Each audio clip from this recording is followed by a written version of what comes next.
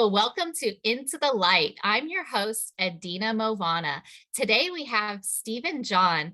Steven is a heart alchemist, quantum healer, and intuitive life path guide who helps people discover and embody their divine purpose through Law of One. With his unique service of heart alchemy, Steven assists others in restoring balance and harmony in their lives, guiding them to awaken their highest life blueprint and techniques to assist in the healing of the false feminine and masculine frequencies embedded within our carbon-based DNA. Thanks so much, Steven. Wow, I'm so excited to have you on the show today. How are you doing? I am doing so well, and thank you so much for having me on here. I'm just excited to see what unfolds in this beautiful co-creation today. Yeah, I'm so excited to have you, and in addition to that little introduction, I know a little bit about your work. I've been following you on social media for a little while. And one of the things that really attracted me, and I see on your website, is that it says you have experienced many lifetimes as an embodiment and teacher of Christ consciousness specifically. And it says, Stephen holds the frequency of immaculate Christ life. We bring this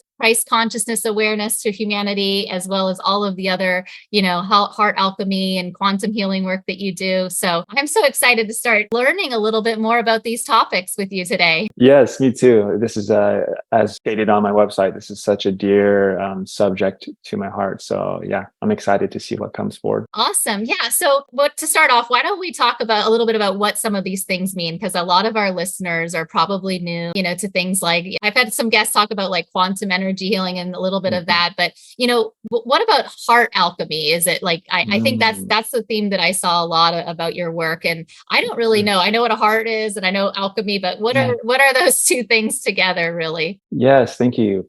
What a beautiful question. To break this down simply, maybe some of the listeners are familiar with Dr. Joe Dispenza. And if not that, there's a lot of talk around, heart and mind coherence. And when that takes place, there's such a profound effect that takes place with your physiological, with your mental, your emotional, everything. And so I preface this to say that science is catching up with the profoundness of the heart. And, when you're talking about Christ consciousness, when you're talking about, from my perspective, during this shift that humanity's going through right now, the heart center is what I'll specify is the key. Another term that I've used, or that I've heard used to describe this heart center is the high heart. But essentially, so long, we've been taught to be in our minds, and it's purposeful, and there's nothing wrong with it. But I would say it's really finite in its expression, and in the heart center,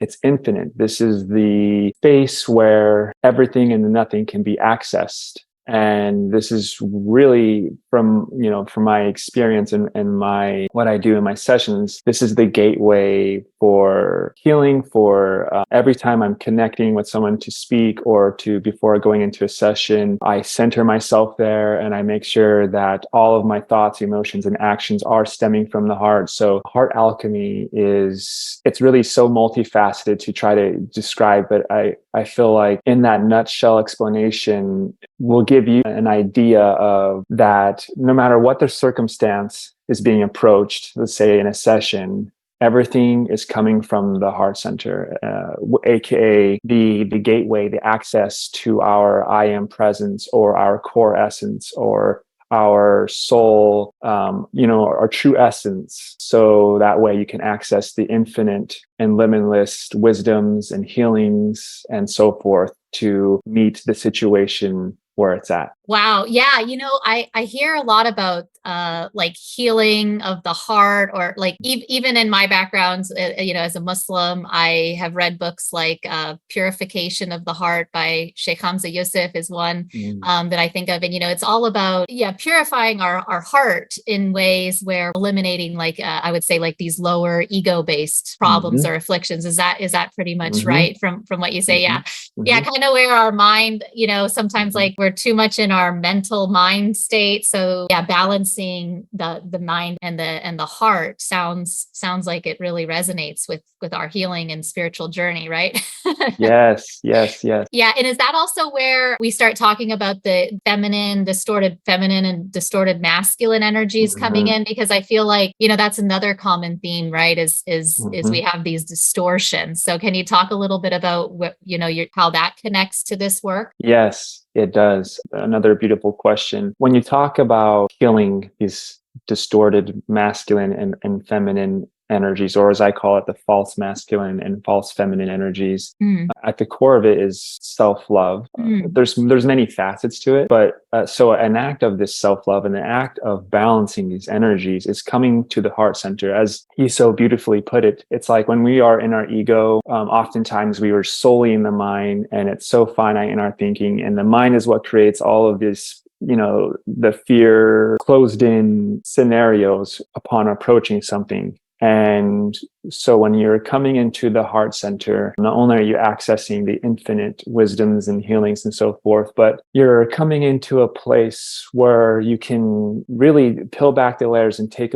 a look at what is the distorted feminine energies and the distorted masculine energies, and bring it into more a harmonized and balanced state. So now you're operating more out of what I refer to as the divine masculine and the divine feminine state. And, just as a little example, it's like when you look at the collective for so long, and the distorted masculine energies have really dominated the feminine energies. So some symptoms, if you will, not symptoms, but yeah, for lack of better words, of the distorted feminine, it's like not being able to speak your truth, that warring frequencies, girl versus girl. When you take a look at the distorted masculine energies, it's like not honoring your emotions, and there's this hierarchical, patriarchal, like I'm the top of the food chain and you guys are below me, and it's like this warring. Like I almost say that the warring frequencies is at the core of both of these energies. So when you come into the heart center, and like I said, you're able to have the space to peel back the layers and take a look at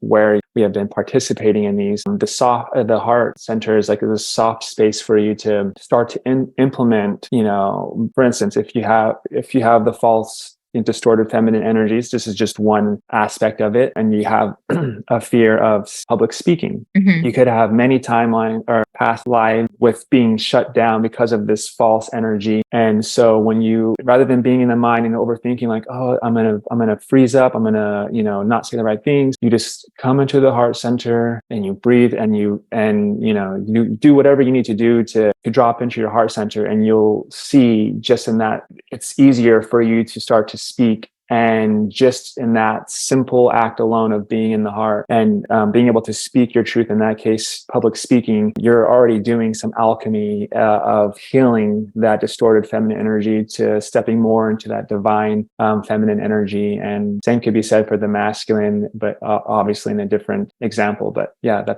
was Yeah. that. Yeah, that makes sense to me. It's like it sounds like that's the way, the means of like kind of overcoming those limiting beliefs Yeah. or negative self-talk. And so, Hmm. it's like how do we do that? Well, tuning into the heart center, and then Hmm. that gets you to overcome those challenges. So yeah, that's great. And then I also liked how you were talking like this is part of the real, the patriarchal Hmm. problem that we see in society, is rooted in all of these distortions. So Hmm. that's amazing. And you started off kind of talking about Dr. Joe Dispenza, and obviously he's more on the medical side, like he's Hmm. talking about healing our bodies, physical. Hmm. I mean, he had like a massive injury, and so who do you really work with? Like, who are your clients, and what are they coming to you with? Are they like when someone's trying to like heal something, like where are you really helping with your work? What kind of situations do you really help with people doing this work? I love that. Yeah, I have all different kinds of people who come to me. It's really interesting.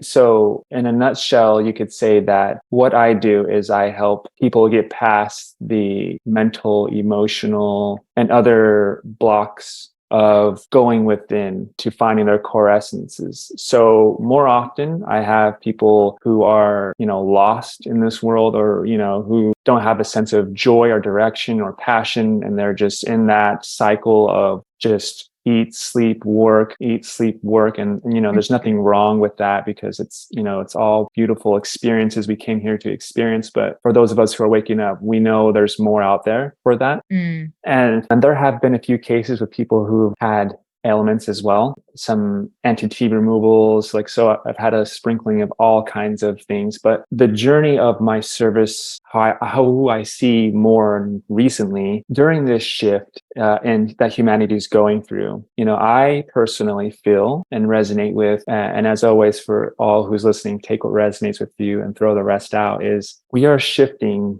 to a more sovereign state of being, an embodiment of our I am presence, or embodying Christ consciousness. And with this, we are leaving the paradigm of teacher, student, healer, and needing to be healed. And we are going to be our own teachers. We are going to be our own healers. We have truly this simple golden nugget is everything is within. So my work has been to help individuals, for them to not only to help them see what is blocking them, but to, in a way, guide them to do the healing themselves. Because it's like, this is the niche where I want to bridge that gap of, because there's purpose for everything, right? There's so many people going to healers and this and that, and that's perfect. But for where we're going, I foresee that not being the experience for majority of people. So I really love it, because it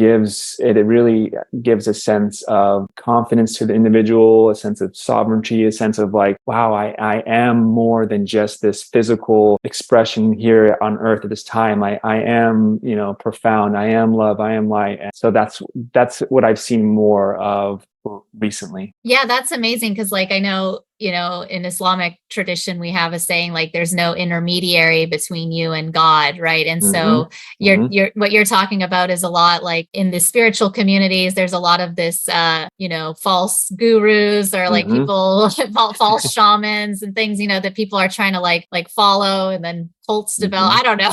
There's bad things happen. So yeah, what you're saying is it comes down to the oneness of our own selves and our self-love, and connecting to divine energy directly, and that we're empowered really to do that, right? If I'm hearing correctly. Yeah. Yes. Well said. Awesome. Yeah. And so what is it about, you mentioned a couple times that this time in humanity. So I know you're the expert of Christ consciousness energies. And, one of the things that I'm always hearing about is how, we're in this time where, the coming of Christ is really all about these energy. It's all energy related. It's we all have this image of maybe the end of days, and the Messiah comes back because it's the end, so this is all leading into all kinds of, apocalyptic end of times type of stuff. Right. Yes. So what is it about the here and now, this work, for us that we're doing today? What is that level of urgency that really we kind of all are experiencing with this energy work? I love all these questions, but it's so much is dropping in, and I'm just feeling into where to start with this. I'll just say very briefly, my background before awakening in is I grew up in a Christian-based religion, specifically the LDS or Mormons. And so there is a lot of talk about the apocalypse, the end of the world, Jesus coming as the second coming as a individual incarnated being. And, these are the times that you need to repent and get rid of all your sins. Otherwise, you're not going to make it to heaven, and not make this whole. It's been such a long time, because I participated in this when I was young, but I believe it was called the rapture or end of days. There's a lot of words for it. In Islam too, it's we got the signs of the end of times. We got all the signs happening. So yeah, this is fascinating, because you came from a religious background that really this is a big deal, people. Repent or you're going to hell. Yeah. And let me just say, I honor and respect those who still find resonance in that truth. But I will say from my, not only this lifetime, but many lifetimes before, and where I resonate with is that there's distortions in all things. There's truth sprinkled in. So it resonates with our hearts. We are willing to be in it, but then there is lots of distortions too. I think that speaks for itself, distortion. So what I see the ending of the world, or this whole rapture, from my perspective, is the ending of the how I know it right now is like the false patriarchal system, the false masculine and feminine energies, the separation of one another, everything that we've experienced that's been really so dense, like all of that system is coming to an end, and we are shifting. There's been a lot of talk of the new earth, the golden age. We are shifting to something more profound, and this is what was called the second coming of Jesus in my religion. And it's personified as a being coming down to save us. But in actuality, this is us once again leaving the mind and the ego and identifying as the ego, coming more into the heart center and resurrecting the Christ consciousness within all of us. So I believe even there is, I don't even want to quote it because it's been so long. I was surprised to see that there was mentions to this, but it's hidden in the distortions. But so we are the second coming, and collectively, when we are all resurrecting our Christ consciousness, or the Christ template, this is what creates heaven on earth. And so that's the end of the world of the old paradigm, shifting to the new paradigm. And just, to give a few examples of what the Christ template is, you have unconditional love, you have joy, you have sovereignty, you have trust, transparency, compassion, the heart center, abundance, humility, unity. Like, so you can imagine if everyone in the world embodied it, the world would be a completely different place. And so this is what I'll say to that. Yeah, amazing. So, you're describing it as a form of like, okay, this is really like an energy based situation, right? So that's what I'm hearing, and I have heard that, and I talk a little bit about this in my book and things about like the timing is like this is the ascension, right? So people always ask me, what does it mean, like ascension? They think it's something maybe after we die, and obviously, but yeah, what do you say to people, or what do you talk about when you get asked anything about ascension, or what does that really mean that we're supposed to be like doing right now during this time where we're understanding it from an energy perspective? Yes, such a good question. Well, for me, I'll just say it's the same thing, right? But because of what you're doing, I resonate more with the term ascension. Oh yeah, okay. But ascension, ascension, it's the same thing, and ultimately, it is a shift in consciousness. It is actually being able to go within yourselves, and as mentioned in the beginning of this talk, looking at all of the layers, whether it's trauma from this life or past lives, it's releasing false masculine and feminine programs, and it's coming more into the heart and no longer identifying with the victimizer program, taking complete responsibilities for who we are, because we might not be able to control everything outside of us 100%, but we are 100% able to control how we are when we're going through these things. So if I had to summarize this ascension/ascension, it's really about going within and healing yourselves and embodying, and not only intellectually understanding, oh, I need to be more loving and I need to be more peaceful and forgive them, but to actually implement that in your day to day, little by little. It goes from this being a practice, because we're shifting from the old energies to the new energies, to this is just an everyday conscious state of being, just like it is for us to breathe. Your perspective on reality, shifts, the collective shifts, the earth shifts. Like it's such a huge thing, and it all starts from within, and it very much has to do with the energetics of, because everything has frequency, everything is energy. So just simply switching from fear to love right then and there, you just raised your vibration so much, and that affects everything in your reality. Amazing. Is that what you call, I know in the intro, it's like through the law of one. Is that how you've defined it?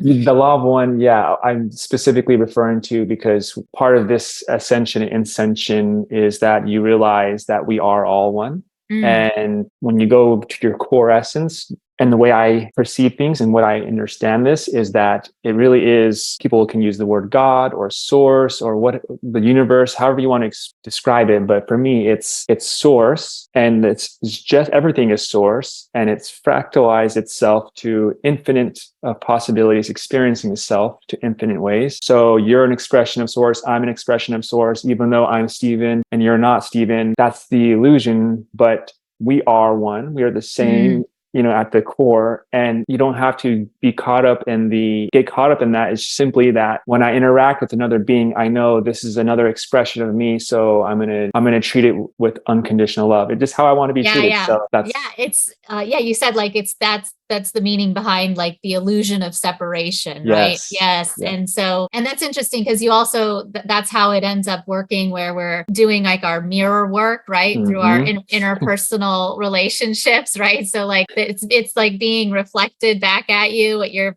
putting out there and projecting. So that's amazing. Yeah. And I have a thing, I made the Unity Consciousness Collective, which is, all the healers and practitioners and people that I work with. So yeah, this is a great concept that I think we're all, starting to understand. And it's like the layers of understanding are really, resonating with a lot more people in these times. So can you tell me a little bit more about how you actually got into this work? Because I know you mentioned your background as a Mormon, and that's probably a big piece of it. But you also have talked about like, okay, past life regression, and I know from the monotheistic religions, they don't tend to, have those beliefs, and so obviously you took major, steps along the way, and, did a lot of work. So how did you get into this exactly? What's your story behind all of this massive work that you're doing? So just like everyone else, I term it third dimensional life, or the 3D life, but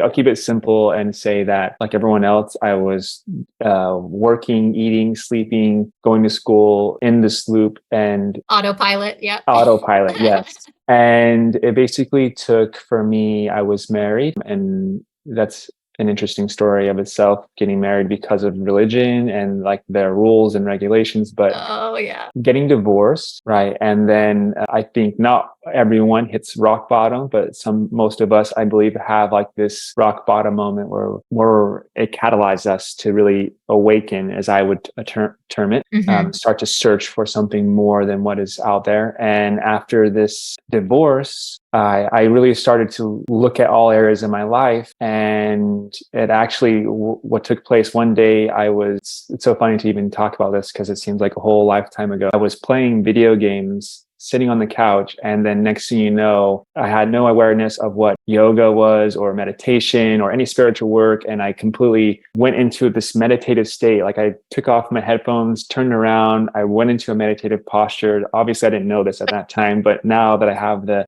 information, and I saw this portal in my third eye, and it was just this intense experience. And at that point in time, I was like, okay, there's more to life than what I've known, even more so. So I was doing some searching, and I think like many of us, we start by like reading all the books and looking at all the YouTube platforms and podcasts and so forth. And I came across people who were talking about like past life regressions and, this more of spiritual terms. And I knew that I wanted to be of service to humanity. And I was like, I sat down, and before even calling it my heart center and doing a protocol, I just sat in contemplation, and I'm like, what can I do for my service? And then I was reflecting on my journey. I was going to be a medic in the military. It didn't work out. I was going to be a doctor at one point. It was between a doctor or something else. So this thread, and even like games, I was a healer. There's a thread of healing that was taking place, and it came to my forefront. And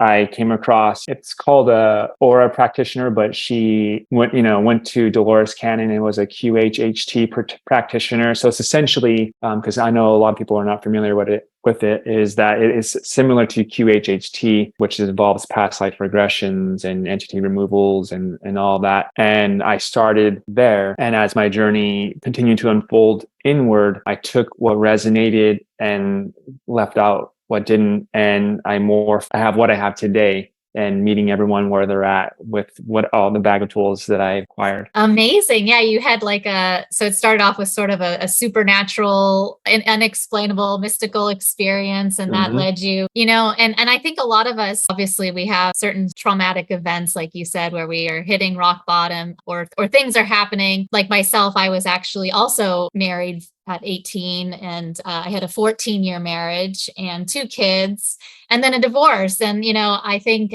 everything started kind of taking me on the journey, after that, those incidents, and then new relationships, new heartbreaks, and things like that. And we start to reflect. I have a little quote I say is, introspection is the inflection point of healing. So I started introspect, like, okay, what's going on with me? And then and then that leads us. I haven't had any kind of like supernatural incidents happen, but you mentioned a little bit of like, okay, you had that experience. It's sort of like unexplained. And then you also talked about your work doing the quantum healing and even removing like entities. Can you tell me a little bit about that? Just because I know some of our listeners maybe are curious, like, what are these things that we're talking about? So how does that work? Yes. Well, just really quickly before I get into that, I just wanted to share that for those listening and who are thinking like, oh, I haven't had a mystical experience. Like maybe I haven't truly woken up yet. It's like, yeah, we're all have such a unique divine blueprint, and some people are meant to have experiences like that. Some people don't hit rock bottom, and at their peak, they go within. So just not to compare and just to trust everything unfolding for you is perfectly and divinely for you. So to answer your question, yes, I have morphed my wording because, I get the spectrum of people, some people who understand there are entities, some people who don't know there are entities, some people who are just scared. So I'll share from that perspective is that whether it's entities, whether it is self-limiting programs, whether it is some kind of protector that your ego has created for you to keep you safe and finite from really stepping out and healing and so forth. I call this anything not of your core essence. And so to speak specifically to the entities, I know beforehand we were chatting a little bit, and the religion that you're part of believes in jinn. Is that correct?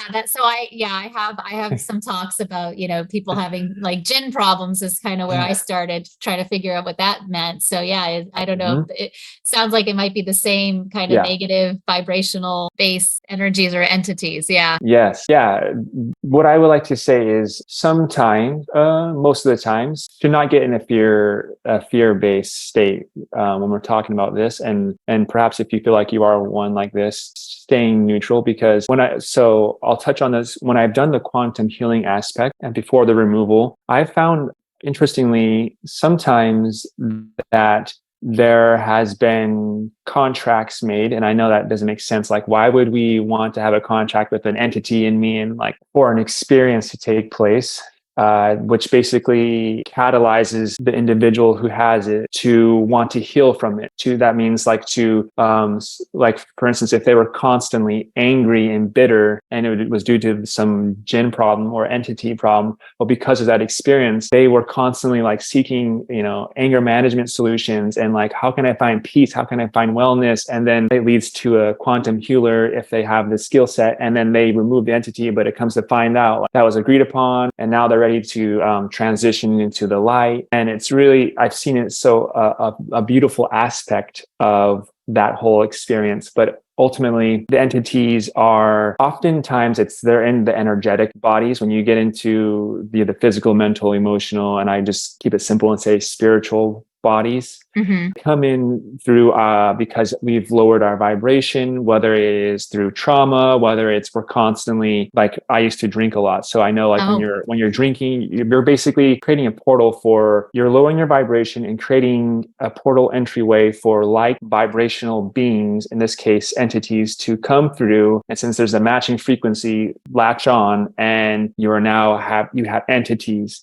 There's many, there's the full spectrum of what it happens when you have them in you, but ultimately, as shared before, people like me and yourself, and or for everyone who's doing this kind of work, I'll just say they can be removed. But I just want to take this opportunity to just share that, again, from my perspective, we are all source, and there is nothing outside of us more omnipotent, more powerful than ourselves when it comes to dealing with anything of our bodies. So it's really important just to be neutral, come into the heart centers, and truly we all can do these clearings and transmutations on our own. But of course, the key is if you're in a fear and you're like, I have these beings in me, and yeah. you're in a warring state of frequency, so you won't have very much luck with it. So Oh, I just yeah. wanted to throw that out there. Yeah, that's amazing, because it's like sometimes, where the work is successful versus where Yeah. it becomes less successful or Mhm. impactful, is really determined by maybe that mental Mhm. state, or the Mhm. understanding of the process. So that's very interesting. And you mentioned you're going to be a doctor, and you had this. It sounds like you have some degree of like medical background, right? So that's interesting, because what do you say to people when this all sounds like really out Yeah. there? We're very woo woo, like whatever. Yeah. Like Yeah. how does this really translate into like actual science, medical, facts and things like that, when you get asked about, oh, that's just a bunch of pseudoscience or whatever. Well, how I personally approach that, because there are a lot of people who have that belief system, is because, so one last thing in regards to removing entities is that even after the removal, how you prevent yourselves from continuing to experience that is to continue your thoughts, emotions, and actions maintain in a higher vibrational state of being, which comes Mm. back to, activating your Christ consciousness template, being unconditional, loving, enjoying, and being conscious of what you're putting in your body. So I So this is preface like this. Yes. daily things that we have to do, basically. It's not Yes. okay, that's great. Yeah. And so I preface that by saying, for those who come to me and they're saying that's pseudoscience, the power of intention, the power of the heart, the 0 point, and staying consistent with your thoughts, emotions, and actions in a higher vibrational state, it really is, you can have different kinds of way you put it together, but ultimately this is such a potent transmutational tool. So I'll get a feeler if they have an awareness of if there's things of entities, or if they don't believe in it. I'll share, like, from my perspective, that there are, or I've changed the wording to like, well, there's just right now, not your core essence is not operating. So we got to get back to your core essence. And so I will sometimes not even make mention of entities, and I'll just say, just as everything I've touched on in this call, bringing conscious awareness to having them realize, okay, so when you're having this experience, like, what, have them peel back the layers, have them understand, like, truly the simple tools of being joyful, forgiveness, and so forth, being conscious of what you're putting into yourself in all areas, and having them be clear in the very, very beginning, like, so what is your intention? To no longer feel angry, or what, whatever it is. And like I said, when you have all that together and they stay consistent with it, you become an unvibrational match for these beings to coexist with you. So there are some circumstances where entity removal action is needed, but 98% of the time, I've literally seen people transmute it themselves, not identifying it as an entity, but identifying it as not their core essence. And with that process, they get rid of it. Yeah, it's like you're operating at a higher vibrational state, where you're Yeah. not at the situations where you'd be getting the Mm-hmm. negative energy coming in. It's almost like you're telling them, okay, your shield is down. Yeah. You have holes Yeah. in your shield. And Yeah. so let's heal, let's get your shield operational again. Yes. And then you have daily tasks to do this, or else your shields are going to be down again.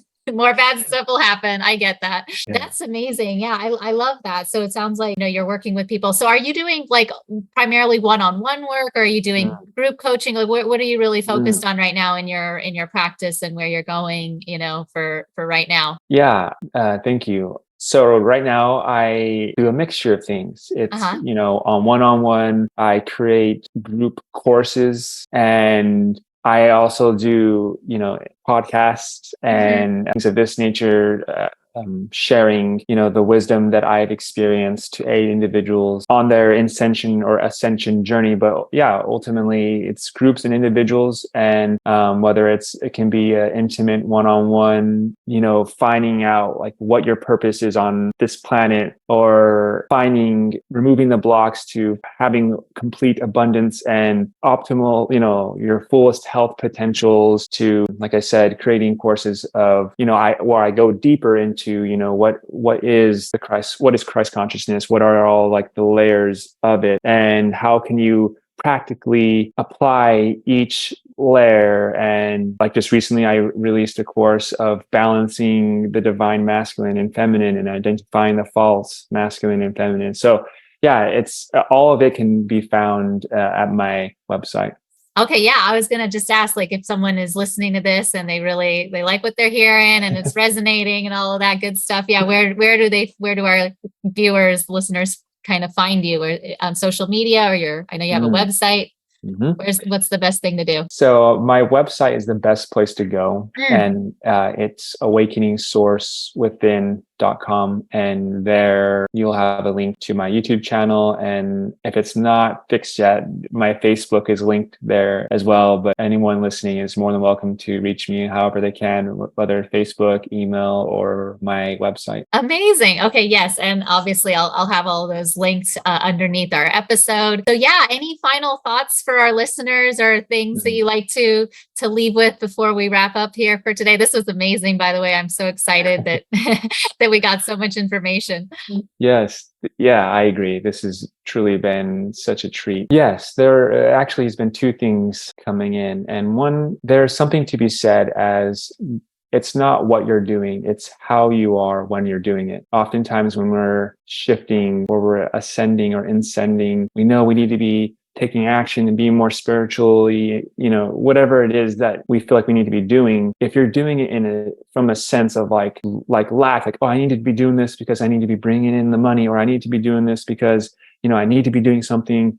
Otherwise, I'll look like I'm not, it's best to just like kind of comes back to quality, not quantity, like being present with yourself, being in the heart, and being balanced, and anything that you're doing come from that place. And lastly, the whole shifting of the paradigm, the seriousness is at the forefront of the programs that we're leading, and to incorporate more joy in your life. If you want a very simple advice on how you can ascend or ascend, other than doing the inner work, is just be more joyful in your life. As we've seen, like how infectious a laugh can be, to hear someone laughing and you laugh and then they laugh. And yeah, so bring more joy into your reality. I love that. Yeah, because it's so many times we're on like this autopilot, or running on a hamster wheel. And sometimes religious obligation adds to Mm-hmm. that. It's like, okay, 5 daily prayers, so like I got it. Yeah. You get guilty, and then you don't feel like you're doing enough, and you have to do Mm-hmm. it out of obligation. Oh my God, what if you don't do it? You're going to hellfire.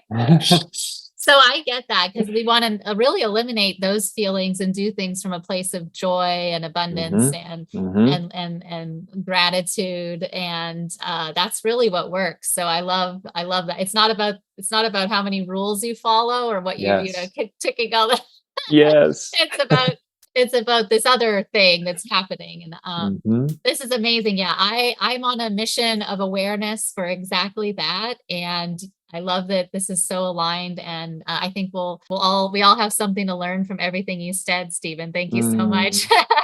Thank you so much. This is such beautiful questions. The space being held is beautiful. And so truly I am really grateful and honored to have had this time with you and co-created this experience. Me too. Amazing. All right. Thank you, Stephen. We're going to wrap. So, like I said, everything is available on my website. All the links to Stephen's website and his Facebook and all of that will be available on my website as well, www.adinamovana.com. And so, yeah, thank you so much, Stephen. And I'm so grateful you're on, and I hope to have you again in the future.